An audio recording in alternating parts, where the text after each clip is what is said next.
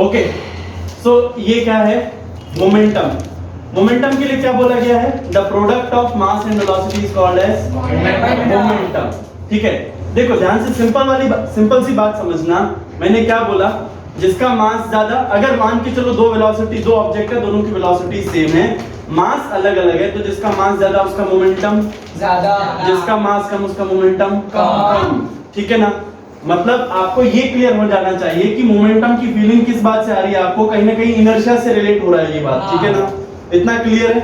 चलो, मोमेंटम को समझना पहले इसलिए जरूरी था क्योंकि जब हमें सेकंड लॉ ऑफ मोशन समझना है तो उसमें एक वर्ड किया गया है use, that is the rate of change of momentum is directly proportional to the force applied। ऐसा मैंने बोला नहीं, अभी लिखवाया नहीं, लेकिन लिखवा दूंगा। ठीक है, तो उसमें बोला गया था मोमेंटम, फर्स्ट लॉ हम पढ़ चुके हैं। ठीक है ना? फर्स्ट लॉ में क्या बताया गया था? ऑब्जेक्ट अगर रेस्ट में है तो रेस्ट में रहेगा, मोशन में है तो मोशन में रहेगा, किसी पर्टिकुलर डायरेक्शन में मूव कर रहा है तो उसी डायरेक्शन में मूव करता रहेगा जब तक कि कोई एक्सटर्नल फोर्स ना अप्लाई किया जाए। आई बात समझ में? ये था फर्स्ट लॉ। अभी सेकंड लॉ के लिए मैंने आपको momentum I think clear way में समझा दिया है। ठीक है, तो चलो अब आते हैं, स्टार्ट करते हैं second law of motion. Heading डालिए, सेकंड लॉ ऑफ मोशन।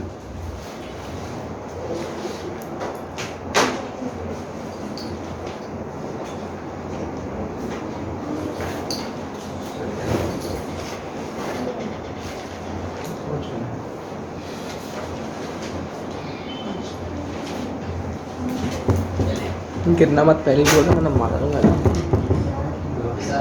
वापस आ रहा हूँ, गिरना मत। Second law of motion, heading लिख लिया? Yes sir. ठीक है, सेकंड लॉ ऑफ मोशन क्या है? बहुत ध्यान से सुनना, इसके स्टेटमेंट में ही इसका फॉर्मूला भी है, इसके स्टेटमेंट में ही इसकी थ्योरी भी है। आई बात समझ में? तो इसमें लिखिए second law of motion, second law of motion states that second law of motion states that the rate of change of momentum, second law of motion states that the rate of change of momentum is the rate of change of momentum is directly proportional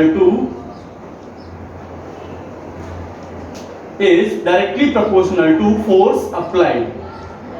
ठीक है, क्या बोला गया? is directly proportional to force applied। ठीक है, मतलब पहले क्या बोला गया? सिंपल सी बात सुनना, यही डेफिनेशन रहेगी, दो पार्ट में ब्रेक करना है। पहला पार्ट क्या बोला? Rate of change of momentum. Rate of change हम कैसे कैसे डिफाइन करते हैं? दो तरीके होते हैं। एक तो चेंज निकाल के अपन उसको टाइम से डिवाइड कर देते हैं, अगर टाइम के रिस्पेक्ट में चेंज निकालना हो। ठीक है, इन सिंपल अगर मैं आपसे बोलूं कि रेट ऑफ चेंज निकालने का दूसरा तरीका क्या है, तो हमने डिफरेंशिएशन भी सीखा है ना? यस और no? Rate of change of velocity करते थे तो एक्सेलरेशन आता था, rate of change of displacement करते थे तो वेलोसिटी आ जाता था। ऐसा हमने कई बार किया हुआ है। इस बार इसने कुछ नया बोला है। इसने क्या बोला? इसने बोला है the rate of change of momentum is called as rate of change of momentum is directly proportional to force applied, right? तो मोमेंटम को किससे डिनोट किया गया? हमने P से डिनोट किया, राइट? तो यहां पर क्या बोल सकते हैं? क्या ऐसा बोल सकते हैं क्या? dP by dt, right?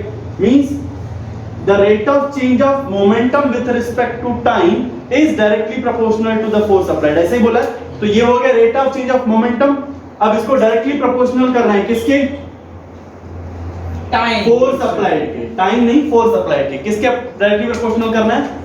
Force applied के। ठीक है ना? मतलब देखो ध्यान से, अगर ध्यान से समझोगे तो ये फीलिंग आगे आने वाले किसी भी क्वेश्चंस में आपको बार-बार महसूस होगी। ठीक है, लेकिन अगर आप रटोगे तो आपको कंफ्यूजन बहुत ज्यादा होगा। ठीक है, लिखने में बाद में लिखिएगा, पहले फोकस समझने में कीजिए। ठीक है, देखो dP by dt is equals to directly proportional to f लिख दिया। मुझे ये बताओ, सिंपल सी बात सुनना, अगर आपके सामने एक बहुत तेज साइकिल आ रही है, सपोज करना आपका फ्रेंड है, बहुत तेज साइकिल चला रहा है, अब आपने उसको रोका।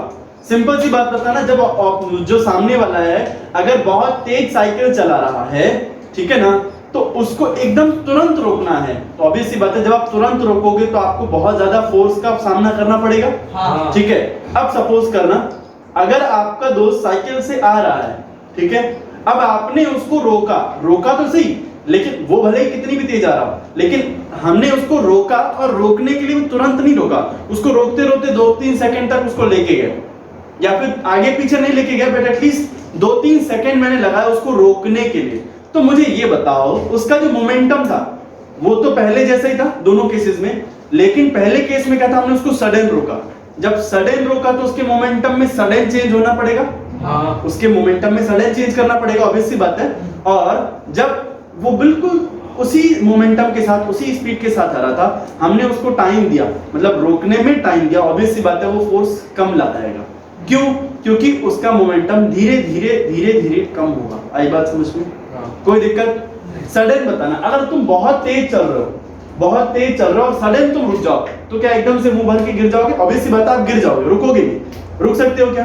कोई भी आके सडन रुक सकता है? नहीं। ऐसा क्यों होता है? क्योंकि जैसे आप सडन रुकते हो, आपका जो मोमेंटम था, मतलब आपकी एक पर्टिकुलर वेलोसिटी थी, आपके साथ एक मास था, जब आप आ रहे थे, जैसे ही आपने खुद को रोकने की कोशिश की, क्या हुआ? जैसे ही रोका, अपनी वेलोसिटी को सडन जीरो करने की कोशिश की, मोमेंटम सडन डिक्रीज कर गया। जब मोमेंटम सडन डिक्रीज करेगा तो मोमेंटम में चेंज एकदम से रैपिड चेंज होगा। जब रैपिड चेंज होगा तो सेकंड लॉ क्या कह रहा है? सेकंड लॉ कह रहा है कि भाई rate of change of momentum is directly proportional to force, मतलब मोमेंटम जिस स्पीड से, जिस रेट से चेंज होगा, फोर्स उतना ज्यादा अप्लाई होगा। समझ में आ गया? मतलब हम अगर धीरे धीरे आके रुक जाए तो रुक सकते हैं, हमारा मोमेंटम धीरे धीरे डिक्रीज करेगा तो ऑब्वियस सी बात है हम पे फोर्स कम फील होगा। आई बात समझ में? कोई दिक्कत? इतना समझ में आया? अब इसको कैसे रिलेट कर सकते हैं? इसकी प्रोपोर्शनैलिटी को हटा सकते हैं यहाँ पर, राइट? प्रोपोर्शनैलिटी जब भी हटाते हैं तो क्या करते हैं? के लिख के किसी कांस्टेंट k को इंट्रोड्यूस करते हैं, यहाँ पर आ जाएगा। यस और नो? चलेगा। अभी होता क्या है, k को इंट्रोड्यूस कराने के 2-3 रीजन होते हैं इन जनरल। कभी-कभी कांस्टेंट इंट्रोड्यूस करा जाता है इसलिए कि वहां पर मीडियम की डिपेंडेंसी होती है या अदर पैरामीटर होते हैं। पर फिलहाल के लिए हम क्या कह रहे हैं? dp/dt के तरफ k आएगा। हाँ, किसी भी तरफ k को ला सकते हैं, ऐसा इसकी कोई कंपलसरी नहीं है। k यहाँ पर अगर कांस्टेंट लाया, बेसिकली k का काम क्या होता है? अलग अलग पैरामीटर्स को इंट्रोड्यूस करता है, मीडियम हो गया या कोई और पैरामीटर हो गया। पर फिलहाल हम आइडियल केस को लेके चल रहे हैं, तो k की यहाँ पर यूनिट क्या हो जाती है? 1, या k की वैल्यू ही 1 हो जाती है। आई बात समझ में? जब यहाँ पर आ जाती है k की वैल्यू 1 तो हम क्या लिख सकते हैं? dp/dt is equals to dp/dt is equals to f, ऐसा लिख सकते हैं क्या? हाँ। यस और नो? क्या हम, मुझे ये बताओ, क्या यहाँ जो p मोमेंटम है इसकी जगह मास इनटू वेलोसिटी रख सकते हैं? हाँ। जब हम मास इनटू वेलोसिटी रखेंगे तो ध्यान से देखिएगा क्या मिलेगा।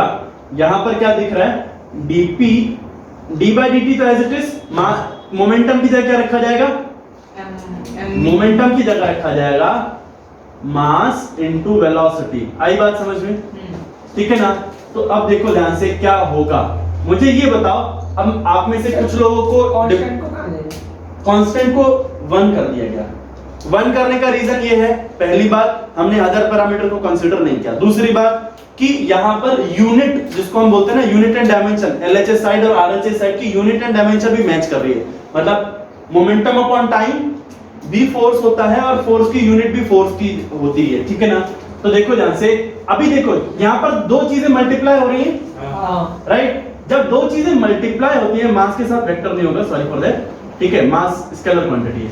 जब 2 चीजें मल्टीप्लाई हो रही हैं तो देखना ध्यान से कि आप में से कुछ को मैंने बाय पार्ट डिफरेंशिएशन पढ़ा है, कुछ को नहीं पढ़ा है। ठीक है? हाँ, चेन रूल या फिर बाय पार्ट डिफरेंशिएशन। तो उसमें क्या होता है, मैं फॉर्मूला लिख देता हूं, फॉर्मूले के अकॉर्डिंग आप उसको अप्लाई कीजिएगा। इधर क्या आएगा? पहले आएगा मास को कांस्टेंट लेंगे, ठीक है ना? तो इधर क्या लिखा जाएगा?